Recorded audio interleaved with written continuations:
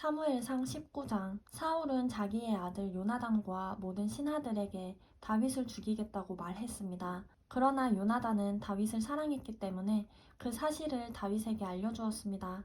내 아버지 사울 왕이 자네를 죽일 기회를 엿보고 계시니 내일 아침 조심해서 은밀한 곳에 숨어 있게. 내가 아버지와 함께 자네가 있는 그 들판으로 나가 자네에 대해 얘기하다가 무엇인가 알아내면 이야기해 주겠네. 요나단은 아버지 사울 앞에서 다윗에 대해 좋게 말했습니다. 왕께서는 종 다윗에게 실수하시는 일이 없기를 바랍니다. 그는 왕께 잘못한 일이 없고 오히려 그가 한 일은 왕께 큰 덕이 됐습니다. 그는 목숨을 걸고 그 블레셋 장수를 죽였습니다. 그래서 여호와께서 온 이스라엘에 큰 승리를 주신 것입니다. 왕께서도 그것을 보셨고 또 기뻐하셨습니다. 그런데 왜 아무 이유도 없이 다윗처럼 죄 없는 사람을 죽여 죄를 지으려고 하십니까? 사울이 요나단의 말을 듣고 이렇게 맹세했습니다. 여호와께서 살아계심으로 맹세하마 내가 다윗을 절대로 죽이지 않겠다. 그러자 요나단은 다윗을 불러 그 모든 일에 대해 말해주고 다윗을 사울에게 데려갔습니다. 다윗은 전처럼 사울을 섬기게 됐습니다. 또 다시 전쟁이 일어났습니다. 이에 다윗이 전장에 나가 블레셋 사람들과 싸워 그들을 크게 무찌르자 그들은 그 앞에서 도망치기에 바빴습니다. 사울이 자기 집에서 창을 들고 앉아 있을 때 여호와께서 보내신 악한 영이 사울에게 내렸으므로 다윗이 그 앞에서 하프를 연주했습니다. 그때 사울은 창을 던져 다윗을 벽에 꽂으려 했습니다. 그러나 다윗은 사울이 벽 쪽으로 창을 던지는 순간 재빨리 몸을 피했습니다. 그날 밤 다윗은 그곳을 빠져나와 도망쳤습니다. 사울은 다윗의 집으로 사람을 보내 지키고 있다가 아침에 다윗을 죽이라고 했습니다.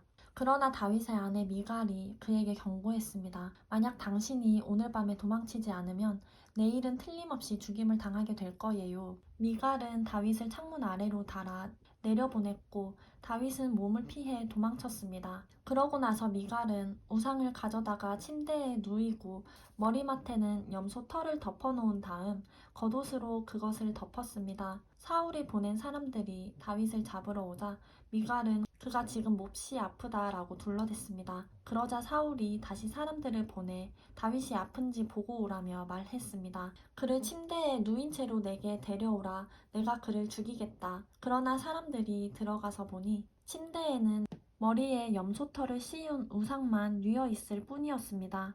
사울이 미갈에게 너는 왜 이렇게 나를 속이고 내 원수를 도망치게 했느냐? 라고 말하자 미갈이 사울에게 말했습니다. 그가 제게 나를 놓아주시오. 어떻게 내가 당신을 죽이겠소? 하고 협박하며 말했습니다. 그렇게 몸을 피해 도망친 다윗은 라마에 있는 사무엘에게 가서 사울이 자신에게 했던 일들을 모두 말해 주었습니다.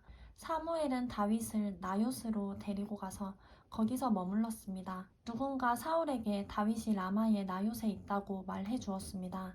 그러자 사울은 다윗을 잡으려고 사람들을 보냈습니다.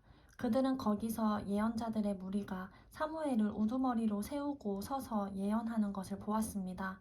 그때 사울이 보낸 사람들에게도 하나님의 영이 내려와 그들도 예언하게 됐습니다. 사울이 이 말을 듣고는 더 많은 사람들을 보냈으나 그들도 예언을 했습니다. 사울이 세 번째로 사람들을 보냈지만 그들도 역시 예언을 했습니다. 마침내 사울이 친히 라마로 갔습니다.